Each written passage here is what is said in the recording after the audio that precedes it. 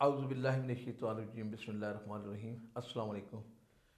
Programme تاریخ کی تختی کے ساتھ میں ہوں آپ کا میزبان رانا شاہد۔ ناظرین، آج کے پروگرام میں اسلام کے اس ہیرو کی بات کروں گا، اس بین الاقوامی سپہ سالار کی بات کروں گا جس کو اسلام کے ابتدائی دور میں بین الاقوامی سطح پر تسلیم کیا گیا۔ پوری دنیا نے اسے ایک جنگجو کے طور پر، ایک سپہ سالار کے طور پہ تسلیم کیا۔ میری مراد حضرت خالد بن ولید۔ حضرت خالد بن ولید عالم اسلام کے وہ ہیرو ہیں، وہ مجاہد ہیں، وہ سپہ سالار ہیں، وہ جنگجو ہیں جن کی شہرت کا ڈنکا یورپ میں، روم میں، عرب میں اور عجم میں ہر جگہ ان کا پھیلا، اور انہوں نے عالم اسلام کو پوری دنیا میں متعارف کرایا۔ جب اسلام ظہور پذیر ہوا، اس دنیا میں اسلام کی کرنیں آئیں اور اللہ پاک نے اپنے بندوں کو مشرف با اسلام کیا، اور نبی پاک صلی اللہ علیہ وآلہ وسلم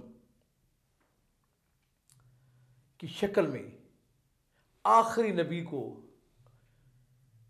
مبعوث فرمایا، تو یہ اسلام کا ایک نیا دور تھا۔ اس وقت عیسائیت اور یہودیت، یہ دو مذاہب ایسے تھے جو آسمانی تھے، اور ان کی طاقت اور سکہ پوری دنیا میں موجود تھا۔ ان دو مذاہب کے درمیان اسلام کا آنا یہ ایک بہت بڑا واقعہ تھا، اور اس کی ترویج، اس کا نفاذ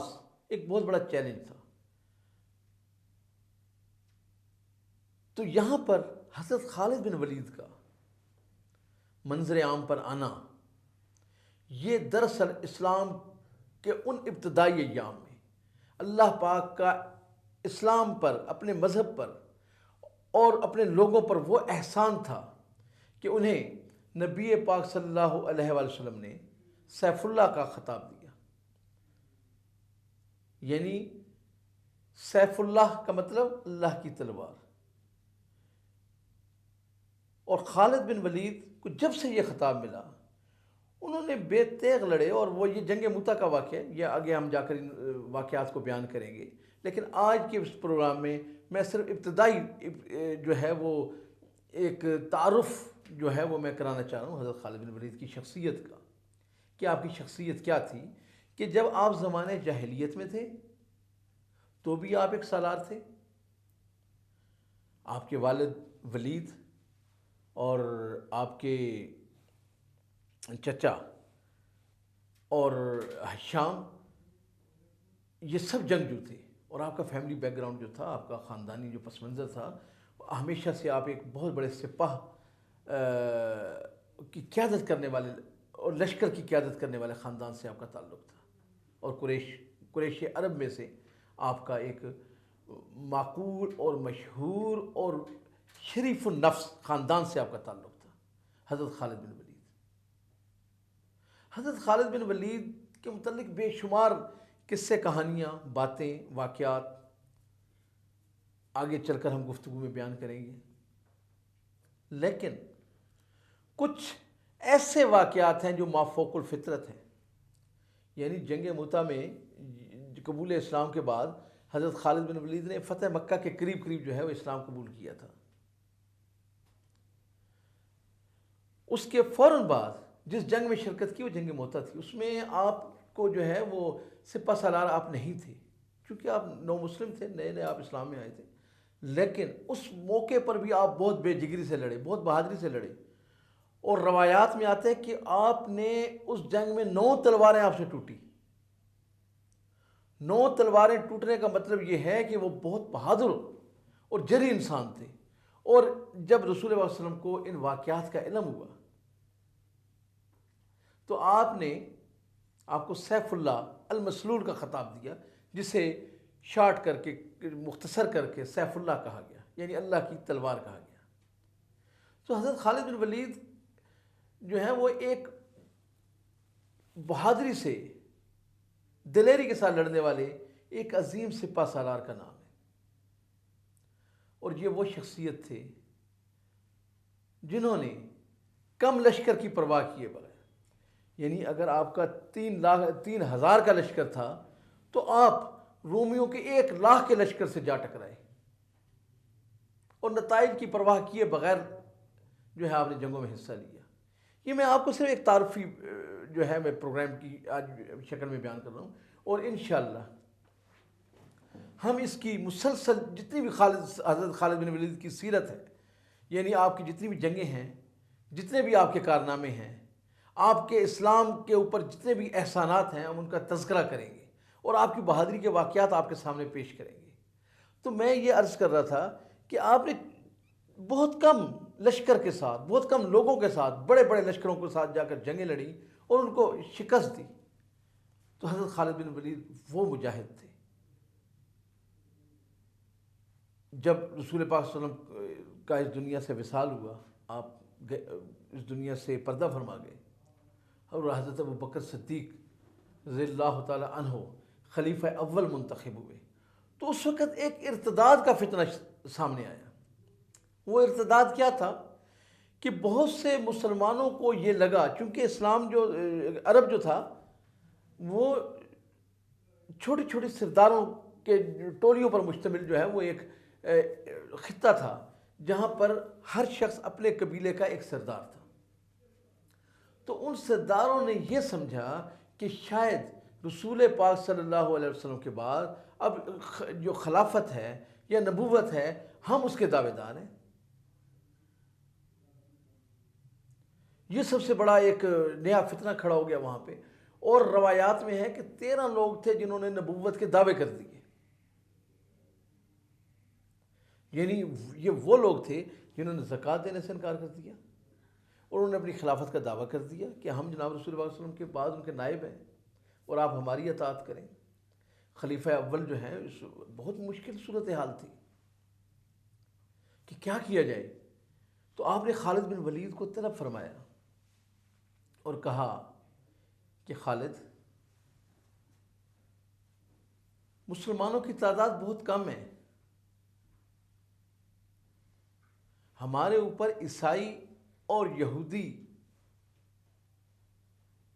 وہ پنجے گاڑنے کے خواہش مند ہیں۔ وہ عرب جو بالکل ایک جزیرہ تھا اور ایک سائڈ پہ تھا، جس پہ کوئی بھی قوت حکومت کرنا پسند نہیں کرتی تھی، لیکن اسلام کے آنے کے بعد سب اس کو اپنے لیے خطرہ سمجھتے تھے، چاہے وہ اجمی تھے، چاہے وہ ایرانی تھے، چاہے وہ رومی تھے، چاہے وہ یہودی تھے، اور چاہے وہ عیسائی تھے۔ یعنی بیک وقت اتنی قوتیں اسلام کے خلاف سرگرم تھیں، اور اس میں پھر اسلام کے اندر مسلمانوں میں ایک پھوٹ کا پڑ جانا کہ وہاں پر 13 لوگ نبوت کا دعویٰ کر دیں، اور ان میں ایک خاتون بھی شامل تھی۔ ان کا یہ دعویٰ جو تھا وہ بہت ایک تکلیف دہ تھا، اور قریب تھا کہ اگر اس کو دانش مندی سے نہ سلجھایا گیا تو اسلام ایسا نہ ہو کہ اسلام اپنی ابتدائی سطح پہ دم توڑ دے۔ تو چنانچہ آپ نے حضرت خالد بن ولید کو طلب کیا اور کہا کہ خالد، میری خواہش ہے، حضرت ابوبکر صدیق نے کہا کہ ان لوگوں کو،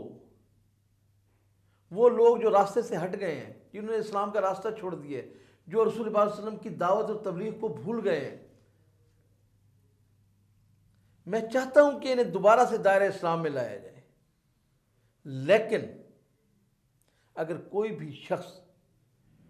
اونٹ کے ناک کی جو رسی ہے اگر وہ بھی دینے سے انکاری ہے تو اس کو جو ہے اس کا احتساب کیا جائے، اسے سزا دی جائے، اور وہ شخص جو رسول اللہ صلی اللہ علیہ وسلم کی نبوت سے انکاری ہے اس کا ارتداد کیا جائے، اس کا خاتمہ کیا جائے۔ اور جو شخص، آپ نے بہت واضح کہا، اور جو شخص اسلام پر دوبارہ واپس آ جائے، کلمہ پڑھ دے، تو اسے امان دے دی جائے۔ چنانچہ اس زمانے میں ایک مشہور جو سب سے طاقتور تھا، مسیلمہ کذاب، حضرت خالد بن ولید نے اس کا ارتداد کیا، اس کو شکست دی، بڑی خونی جنگ ہوئی، بہت جو ہے لوگ مارے گئے، بہت سے مسلمان جو ہیں شہید ہوئے، لیکن خالد بن ولید نے اس شخص کو کامل شکست دی، مسلمہ بن کذاب کو۔ لیکن یہاں پر جو سب سے مشہور واقعہ ہے، جو سب سے مشہور واقعہ ہے، وہ مالک بن نویرہ کا ہے۔ مالک بن نویرہ بھی ان لوگوں میں شامل تھا جس نے نبوت کا دعویٰ کیا تھا۔ کہتے ہیں، روایات میں ہے اور یہ سچے واقعات ہیں کہ مالک بن نویرہ کی جو بیوی تھی وہ لیلہ بہت خوبصورت تھی، اس کے عرب میں بہت قصے تھے۔ تو خالد بن ولید ارتداد کے فتنے کو ختم کرتے ہوئے جب آگے بڑھے تو ان کا سامنا جو ہے مالک بن نویرہ سے ہوا۔ مالک بن نویرہ بھی ایک طاقتور حکمران تھا، ایک طاقتور سردار تھا، اور اس کے پاس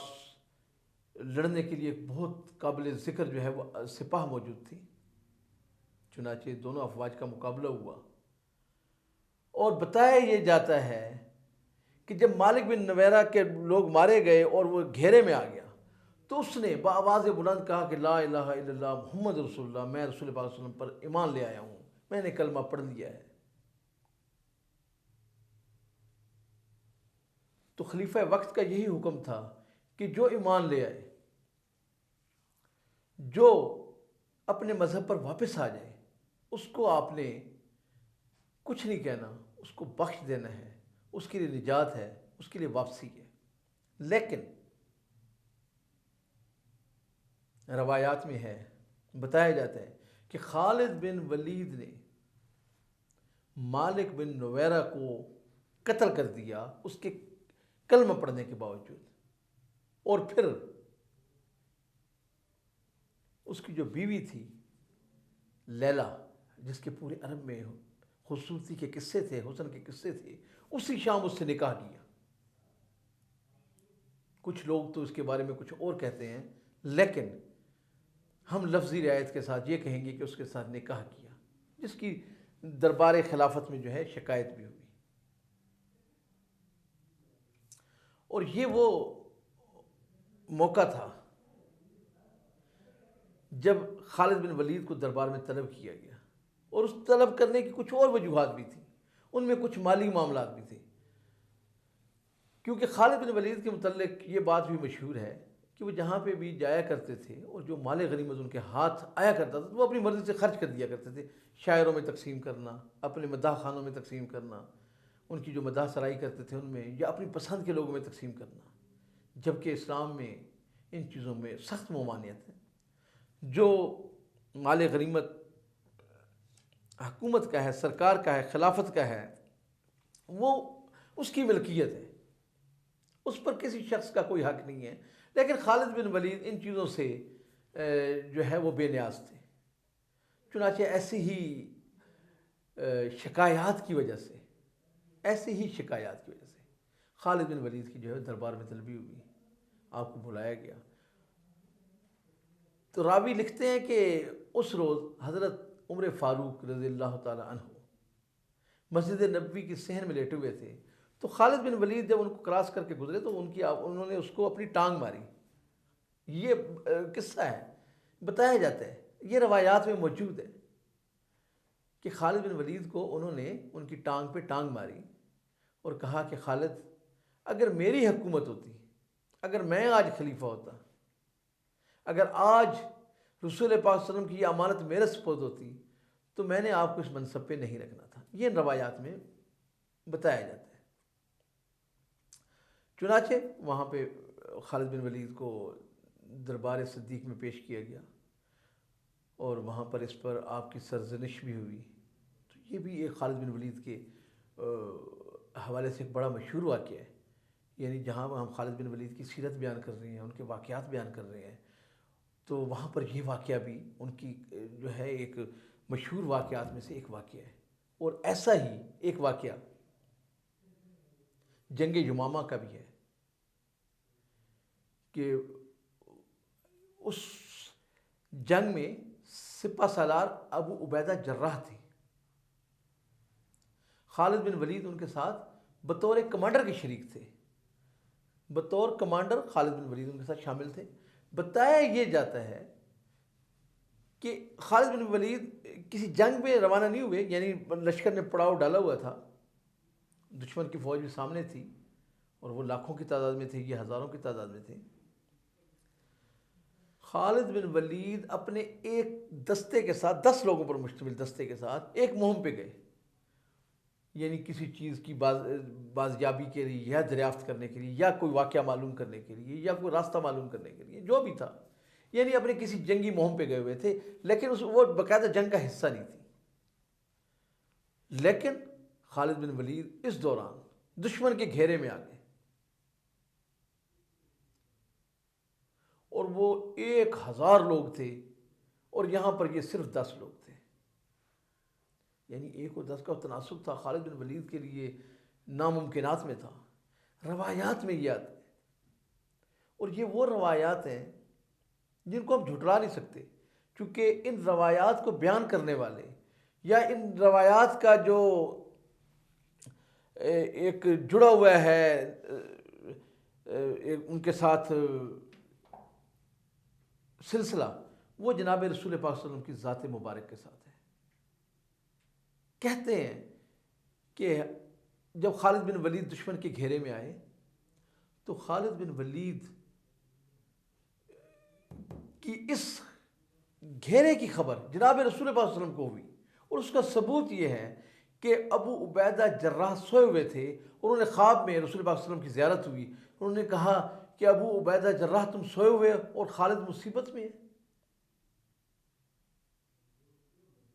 ایسا سننا تھا تو ابو عبیدہ جراح ہڑبڑا کے اٹھے، اور انہوں نے اپنے کمانداروں کو اور اپنے مشیروں کو طلب کیا کہ خالد کہاں ہے، معلوم کرو۔ پتہ چلا کہ وہ فلاں جگہ مہم پہ گئے ہوئے۔ تو آپ نے کہا کہ اپنے گھوڑوں کے زینے نہ کسو، ہم نے جو جس پوزیشن پہ ہے وہ چلے، اور ہم نے خالد کی مدد کو پہنچنا ہے۔ چنانچہ ابھی یہ لوگ گھوڑوں کی تیاری کر رہے تھے تو ایک خاتون ان کے پاس سے گزری، ایک زرہ میں تھی، بڑی تیزی سے بھاگتی ہوئی ان کے پاس سے گزری، گھوڑا ہوا کی رفتار میں تھا، تو اسے روکا گیا کہ آپ کون ہو؟ اس نے کہا میں خالد کی مدد کے لیے جا رہی ہوں، میں اس کی بیوی ہوں میں سے۔ اور آپ کیوں جا رہی ہو؟ اس نے کہا خالد اپنی وہ ٹوپی بھول گیا ہے، وہ سر پہ پہنتے تھے، جس کی وجہ سے آج وہ مصیبت میں ہے۔ اب وہ ٹوپی کیا تھی؟ یعنی یہ وہ واقعات ہیں جن کی نسبت رسول پاک صلی اللہ علیہ وسلم کی ذات سے ہے، اور خالد بن ولید اسلام کے وہ عظیم سپہ سالار تھے، وہ خوش نصیب سپہ سالار تھے، وہ عظیم الشان شخصیت تھے، وہ عظیم الشان ہستی تھے،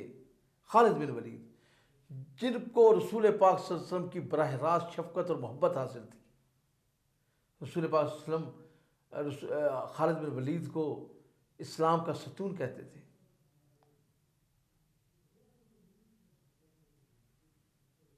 تو یہ ٹوپی کیا تھی جو ان کی بیوی ان کے لیے لے کر چلی؟ اس ٹوپی میں ایسا کیا تھا؟ تو روایات میں ہے کہ آخری خطبے کے موقع پر رسول پاک صلی اللہ علیہ وسلم نے جب اپنا سر منڈوایا تو اپنے سر کے بال انہوں نے صحابہ کرام کو دیے کہ یہ سب صحابہ میں تقسیم کر دیں، تو آپ نے کچھ بال لے کر اپنی ایک ٹوپی میں سلوا لیے، اور وہ سر پہ ٹوپی پہنتے تھے، اور خاص طور پہ جب بھی کسی جنگی مہم میں گئے تو خالد بن ولید نے جو وہ ٹوپی پہنی، تو اس دن ان کے پاس وہ ٹوپی نہیں تھی، چنانچہ اس کی بیوی وہ وہاں پہ لے کر پہنچی۔ اسی اسنا میں دیگر لشکر بھی پہنچا، اور انہوں نے جا کے مدد کی، اور انہوں نے انہیں شکست دی، اور خالد بن ولید جو ہے اس مصیبت کے وقت میں بھی فتح یاب ہوئے، انہوں نے اپنے دشمن کو شکست دے دی۔ تو یہ وہ خالد بن ولید کی شخصیت ہے کہ جنہوں نے 125 سے زائد جنگوں میں حصہ لیا، ان میں غزوات بھی تھی، موتا بھی تھی، سریہ بھی تھی، اور عام جنگیں بھی تھیں۔ خالد بن ولید ان تمام جنگوں میں شریک ہوئے، اور ہر جنگ میں آپ کو فتح حاصل ہوئی۔ کوئی ایسی جنگ نہیں تھی جس میں شکست ہوئی ہو، سوائے اپنی پہلی جنگ کی، کہ اس میں بھی شکست نہیں ہوئی تھی، اور اس کی سالاری خالد بن ولید کے ہاتھ میں نہیں تھی۔ خالد بن ولید نے جتنی بھی جنگوں کی قیادت کی سب میں فتح ہوئی، اور اسلام کی ہیبت کیسر و کسریٰ کے دربار میں ہرکل کے دربار میں، چین اور عرب میں اور عجم میں اور ایران میں، ہر جگہ خالد بن ولید کی بہادری کے قصے تھے۔ تو ہم خالد بن ولید کی شخصیت، ان کی جنگی حکمت عملی، ان کی جنگوں اور ان کے مارکے اور ان کی فتوحات اور ان کی بہادری اور ان کی اسلام سے محبت، ان پر ہم نے آنے والے پروگراموں میں تفصیل سے بات کرنی ہے۔ آج ہم نے اس کی پہلی قسط آپ کی خدمت میں پیش کی ہے۔ اب کل سے آئندہ اس کی ہم آپ کو باقاعدہ خالد بن ولید کی ہر جنگ کا قصہ جو ہے ہم اپنے ایمان کی تازگی کے لیے، اپنی اصلاح کے لیے، اپنی آنے والی نسلوں کے لیے انشاءاللہ وہ ہم پیش کریں گے۔ بہت شکریہ۔